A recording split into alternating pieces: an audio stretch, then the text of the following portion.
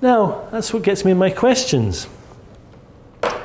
By the way, I'm not claiming copyright in this character, Tintin. I took a photo of a poster.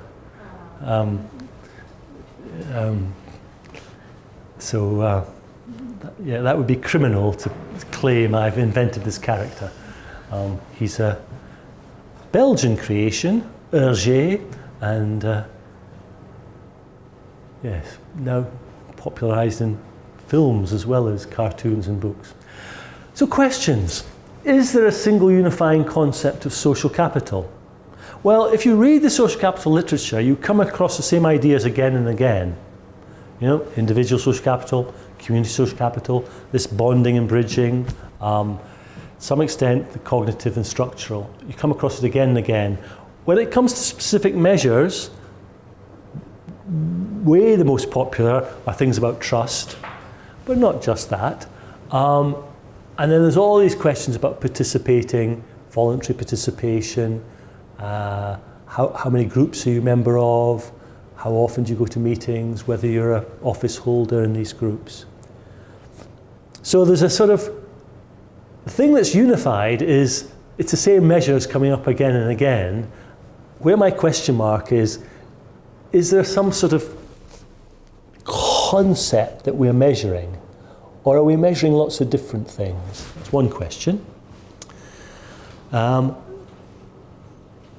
what extent do these survey questions, possibly regarding people's beliefs or their behaviour, to what extent are they like to be a robust measure of social capital?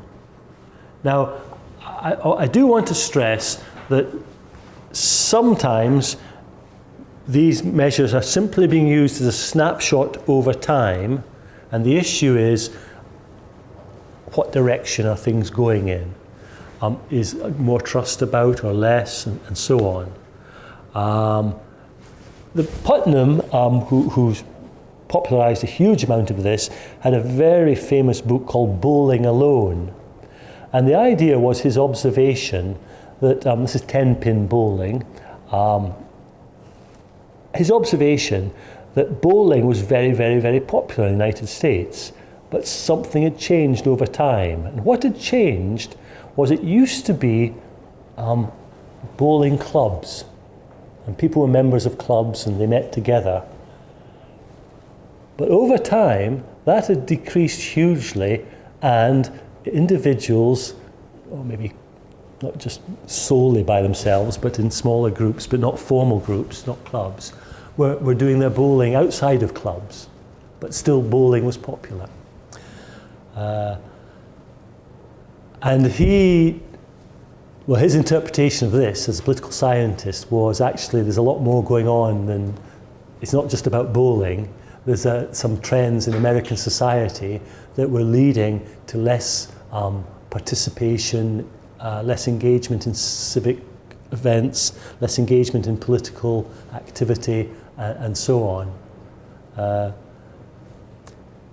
Now the question is, you know, by measuring these things, are we, how confident are we that we're capturing this thing called social capital? I guess what I should say is, I probably should have said at the outset, why on earth do we worry about this? And to some extent we'll come to this on Monday's lecture. There's a view that the amount of social capital could have important effects, more social capital, generally beneficial effects, less social capital, possibly harmful effects on people's health, but not just health, on how well the economy works, and all sorts of aspects of life.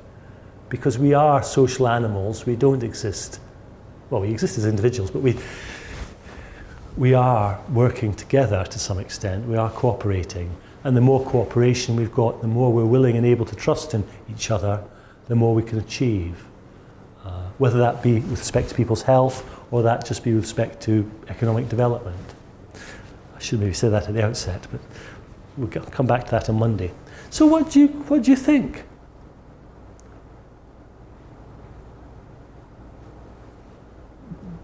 Do you feel that there is something Well, there's obviously something called social capital because people write about it. And so it exists.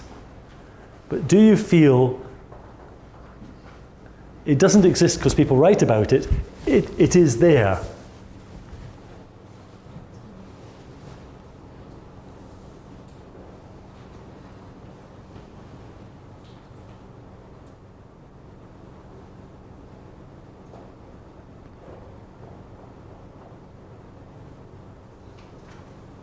I'm expecting lots of yeses. Don't you think it exists? Do you think it's a sort of figment of sociologists, political scientists, psychologists, economists' imagination? I have a small comment. Yes, I believe it exists, but I don't think that what is going on right now for measurement is enough. Mm-hmm. I mean, when we think about measurement, it means quantifying, like numbers. Mm-hmm. And these kind of questions are quite vague. So, but I think the impact on other measurable outcomes can be measured. So I'm looking forward to one day's lecture. Right, that's an interesting statement. So this is not particularly measurable, but the impact is measurable. But in order to associate the impact with the social capital, don't you have to be able to measure the social capital? At least for now, I think it's not enough. I don't know. Okay, yeah. Please. Is there a way of validating the measurement, the tools which are being used? Well, there's various things you could do. If you believe these are tapping into something called social capital, one might imagine that they should tend to move together, up or down. Not absolutely systematically all together, but it would be strange if some things are going up and some things are going down because you're saying these are part of social capital. So it might be as evidence, it's a sort of, some sort of validation. You would expect correlations and maybe the changes in these measures to be correlated, to tend to go in the same direction. I think that might be fair enough. The other thing you could do, and this again anticipating a bit about Monday, is you could say, right, I'll say this is a measure of social capital. I'll look at to what extent it seems to be related to other things, such as health outcomes, and I'll control for other things. So I'll try and isolate the effect of this thing called social capital. And if you then could have hypotheses, we don't expect more social capital to damage people's health. You're tired from going to so many meetings. I don't think so. So that would be another way of doing it. So one, you could kind of look at to what extent these measures move together, and another, you could try and relate these measures to some other outcome, and for us, the most interesting outcomes are probably in terms of health. And you'd be looking for some evidence that higher levels of social capital are associated with better health outcomes.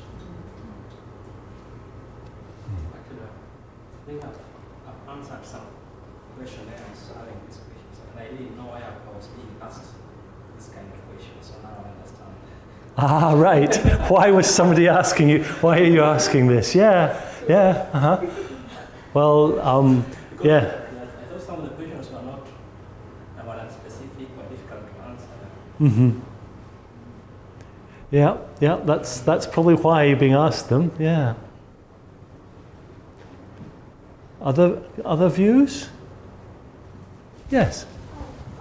It's my first time the idea of social capital in health economics is today is I first hear this conception, and what comes to my mind is that social capital is some kind of resources. So some resource and the capital, the social capital and the economics is using the economic tool to evaluate or to evaluating the impact of social capital in health areas. Maybe I don't know what the social capital and the economics combined will, what kind of effect will come on. But this is my ideas. Okay, right. Well, I'll introduce some of the evidence from the economic perspective on Monday. It's actually the case that some economists have been quite critical of calling whatever this is social capital, because capital has, traditional view of capital in economics is things like factories and machines and maybe technology as capital, resource that can then be utilised with other functions. There is also, for a number of years in economics, the idea of human capital, and that's where we begin to look at the individual, I think quite wrongly, but look at the individual essentially as a machine. And when the machine's broken, or the individual's ill, if we can mend the machine or cure the individual, the machine can work again, and so can the individual. We return them to productivity. Now, that sort of way of thinking was never very popular in economics, but over the years has got less popular. Although having said that, it's a human capital notion that largely lies behind the notion of a DALY, Disability Adjusted Life Year. Or originally it was very much based on a human capital notion. The DALY had an age weighting, so that at the very young age essentially had no weight. The weight attached to disability or preventing disability rose as people got to their more productive years. They got to an age where they had more people dependent on them, either younger or older people, and then the weight began to fall again as they got older. So the DALY originally came from very much a human capital notion, but the rest of economics has largely doesn't really embrace human capital as a good analogy. But some economists would argue, and social capital is something else altogether, and it's nothing to do with capital. And so it's not a useful analogy, they would say. So maybe you're seeing the word capital and then feeling, how does this fit in? But that's the word we've got. This is what happens. You get a term for something, and then it's very difficult to move away from that term, because that's the language that everyone's using.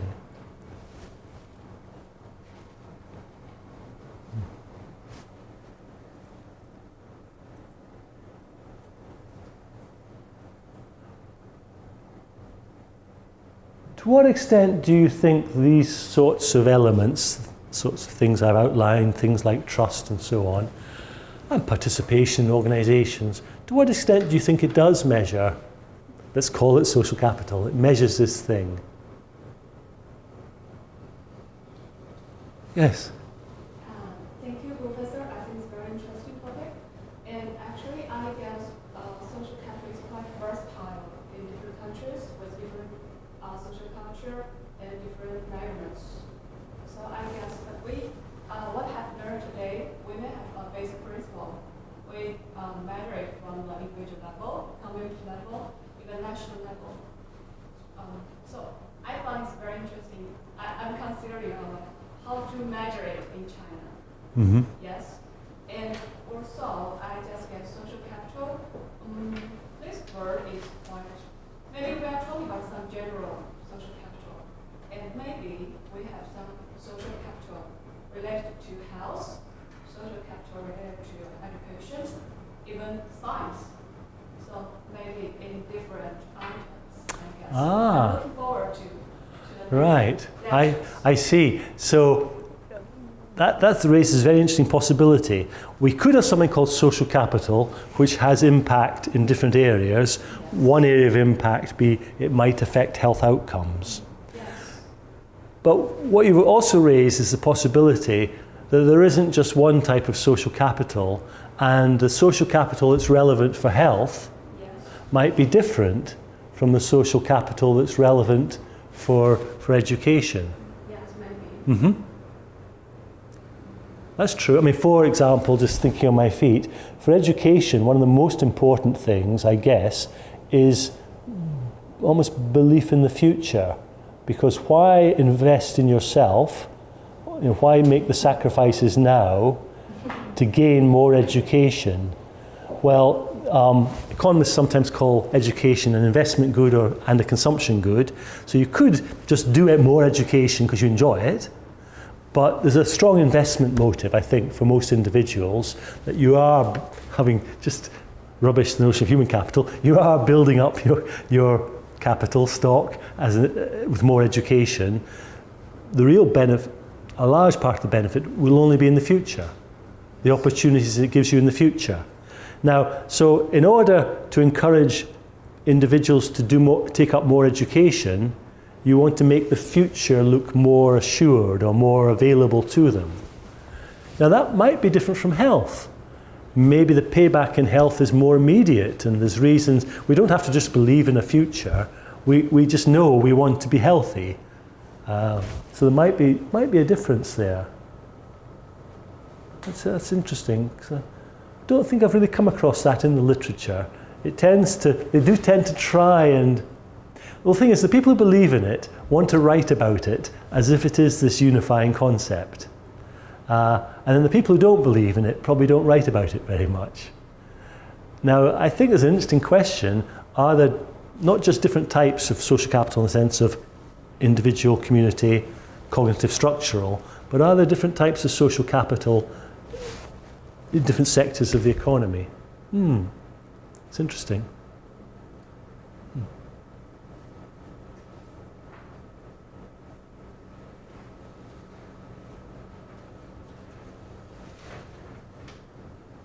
Any more comments?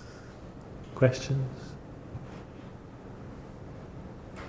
Well, let me just give you a sense of where this goes now. So on Monday morning, I'm going to talk about some of the health economic evidence and studies. Essentially, they've used some of these measures and then have tried to relate these measures to changes in health. And a key feature for health economists and indeed economists is the issue of causality. To what extent does a change in one thing cause a change elsewhere? So to what extent does some change in social capital cause a change in health? And the argument that health economists would make is they've been particularly concerned about that, whereas quite a large part of the social capital literature has been more looking at associations. And as you'll know, when you do any sort of empirical work, there's a very big difference between an association and a relationship which is causal. And it's extremely difficult to establish causal relationships. But of course, they're the ones that matter. If we then come to think about policy and think about what sort of changes we might implement, you implement a change, you introduce a policy because you anticipate it's going to have an effect, because you think it has a causal relationship. So for example, you might introduce policies which encourage the growth of social capital. And you're doing that because you think social capital increasing will cause other beneficial outcomes. For example, improved health outcomes. So this association causality aspect is really important. And so I'll be talking a bit about that on Monday. Okay, well, is it legitimate to stop at this point? I don't want to shortchange you, but it's quite warm now, isn't it? And I do appreciate that while you've all got good command of English, it's always difficult to listen to a new voice, and it's just difficult to listen to anybody for an hour and a half, whatever language they're talking. So congratulations to you for surviving. Now, enjoy your weekend, and I hope to see you on Monday. Please. Thank you.